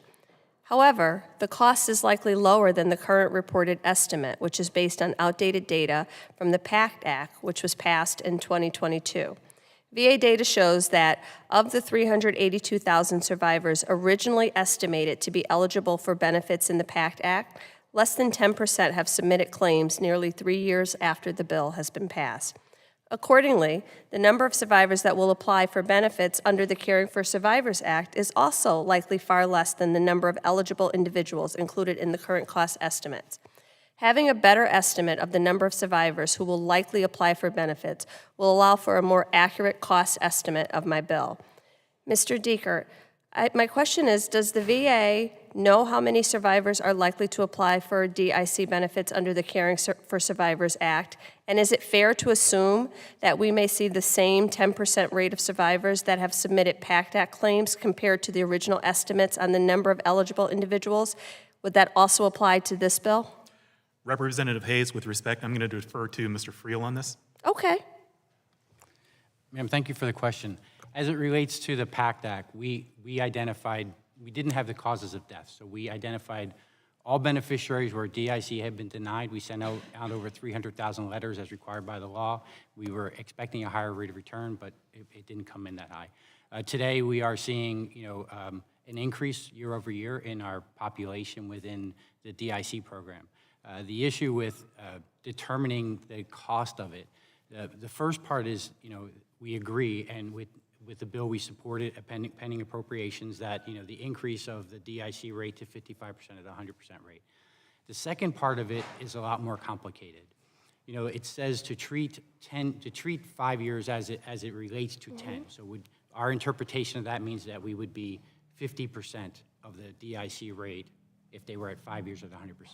We don't know what congressional intent is, so if it's 5.5 years, what's that number, right? So that's part of the clarity we need.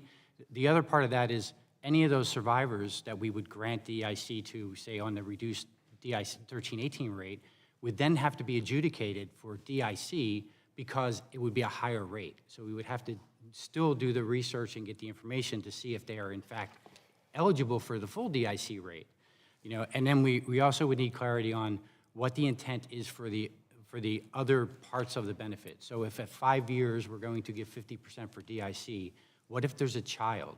Does that mean it's 55% or 50% of the child rate, or is it do they get to the 100% of the child rate? There's a lot of things there. We would be more than happy to sit down with your staff and work through some of the issues we have and being able to develop a costing for that. So is it possible, and I really want this legislation to see the light of day because it is so important. And I guess just saying it would cost too much or we don't have the information just doesn't feel like an appropriate answer to me. I would propose that we say, under this scenario, this is what would happen. Under this scenario, this is what would happen. These are the number of people who are eligible. If 50% applied, this would be the number. If 10% applied, this would be the number. Because I believe that ultimately having the best data that reflects the likelihood of participation in the program will give us as members of Congress the information that we need to at least explore options here. And like I said, I'm back again trying to push this legislation because the families, the survivors, the children, they need it. It's long overdue. And if we don't have the data, I feel like we have the facilities we have the information. All we need to do is pull it together and disaggregate it. And I think we could give you information for the first part, right? The 100%, 55% of the 100. It's the second piece that's really difficult because they may come in and say, okay, you're 50% today, but oh, by the way, when we adjudicate the claim, now you're entitled to. We're the United States of America. There's nothing beyond our capacity. I didn't say it was beyond our capacity. I just said for our purposes, we need clarification of the intent of that section. Okay. And so then we could sit down with our budgeting people and kind of get a better scenario of what it looks like and how that would play out. Well, I'd love to continue to work with you to try to get as much good data as we can to make the best possible case. Thank you again for allowing me to join this committee, and I yield back. Thank you, Ms. Hayes. Mr. McGarvey, sir. Thank you, Mr. Chairman, for letting me ask just a few more questions. I want to start kind of back where we were when I was asking questions last time. We were talking about some of what's happening at VBA and doing what's going on. So, Mr. Diekert, I want to start with you. What we were talking about, some of the things that are happening. with automation and whether our veterans are fully getting taken care of. And this leads me to something that might be related or might not be related, but I want to ask about it. There's a May 27th bulletin from the Chief Human Capital Officer extending the probationary period of all Board of Veterans Appeals employees hired after March of 2024 for an additional year. And let's talk about what this means in plain English. If you're a probationary period, you're there for a year. And then after a year, you're no longer on your probationary period. So if in March of 2024 you were hired, or in April of 2024 you were hired, you're out of your probationary year. Then May 27th, a bulletin is issued saying, no, you're still in probationary year. Was BVA consulted prior to this decision? And if so, what was their feedback? Thank you for the question, Ranking Member McGarvey. I cannot say whether the board was consulted with regards to this particular memo. It's something I'm certainly happy to take back for the record, but I'm not aware at this time of whether we were consulted. Okay, I'd love to know if you were consulted and if there was feedback, so please get back to us on that. And it's also my understanding that this applies to all probationary employees at the board, irrespective of their actual performance during the preceding year. Is that correct? I'm going to have to claim a little ignorance, and if you'll permit me to tell you why. I had knee surgery 3 weeks ago, and there's been a lot of movement in this. And so I know that I have missed some of the emails explaining exactly how this is going to play out and exactly what we're going to do with it. So between recovering from that, preparing for this, I don't have the specific information that I can give you at this time, but it is, again, something that I'm happy to get back with you on, sir. Can anybody answer that question? Nobody can answer that question. Okay, One thing I can say, Representative McGarvey, even under that Ochiko memo, I know that it did have a carve-out for those who have a veteran's preference. So if you had a veteran's preference, your probationary year stayed at 1 year. Okay. Because the purpose of a probationary period is to make sure that employees are learning, that they're progressing well enough to be granted full employment. There are people who have worked there who are finished with their probationary year, to our understanding, that now are back in a probationary year, which is it BVA's position that absolutely none of the employees that hired during the last year passed that muster? So we will follow whatever guidance we are given by VA's Ochiko, but that doesn't mean that anybody who is at that point hasn't passed muster. We evaluate our attorneys, especially our new attorneys, on a consistent basis throughout their probationary year. If that becomes 2 probationary years, then we evaluate them consistently through that entire time. Yeah, and again, we talk about these things in such technical terms. Let's really phrase what's happening here.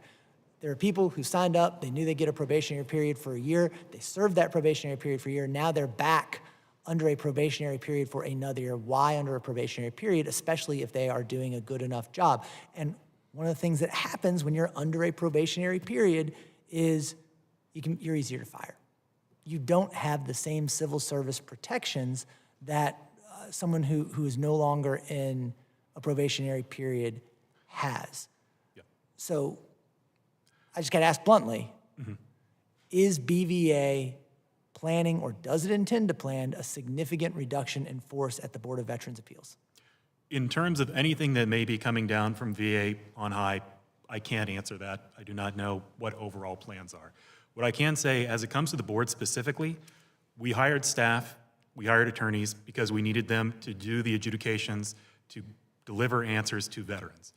We invest a lot of time, a lot of money into training them, into getting them up to speed.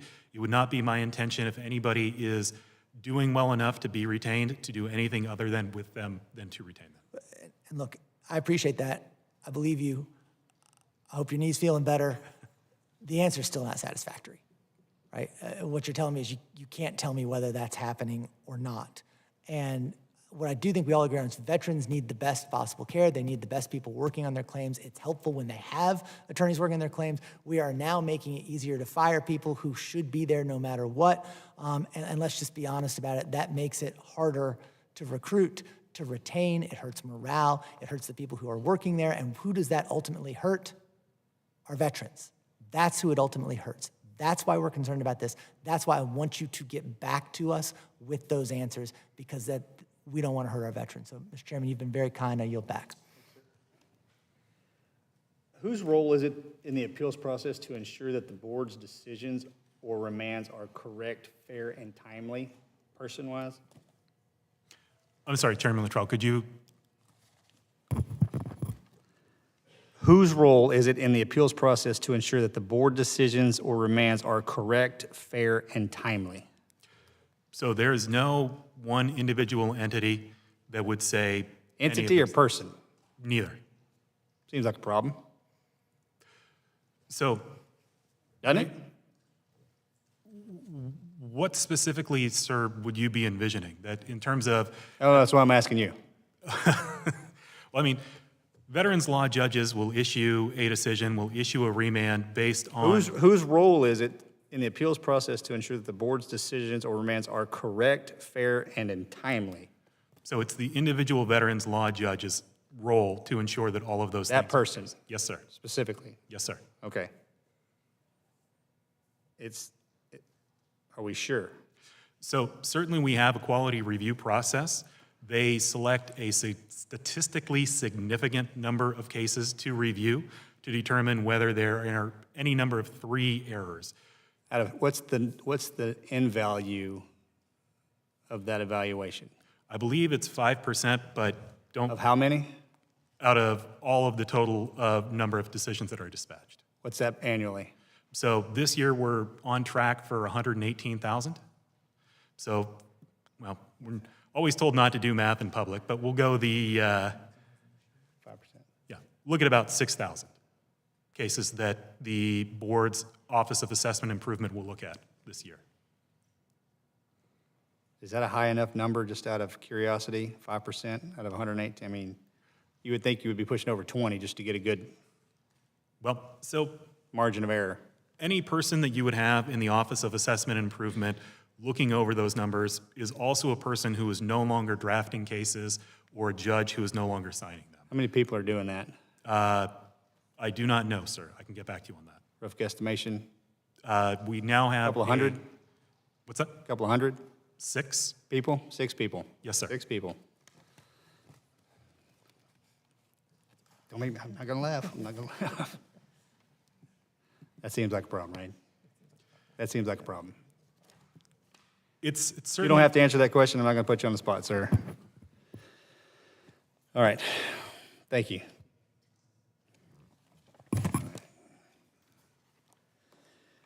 Thank you, all the witnesses, for testifying today about these important proposals. Ranking Member McGarvey, would you like to make a closing statement? I look forward to working through these issues with the department and my colleagues on this subcommittee. The bills discussed today will provide important improvements for veterans, caregivers, and survivors navigating the VA claims and appeals process. I ask unanimous consent that the statements for the record we have received be entered into the record. Hearing no objections, so ordered. I ask unanimous consent that all members have 5 legislative days to revise and extend their remarks and include extraneous material. Hearing no objections, so ordered. I thank the members and the witnesses for their attendance and participation today. This hearing is adjourned.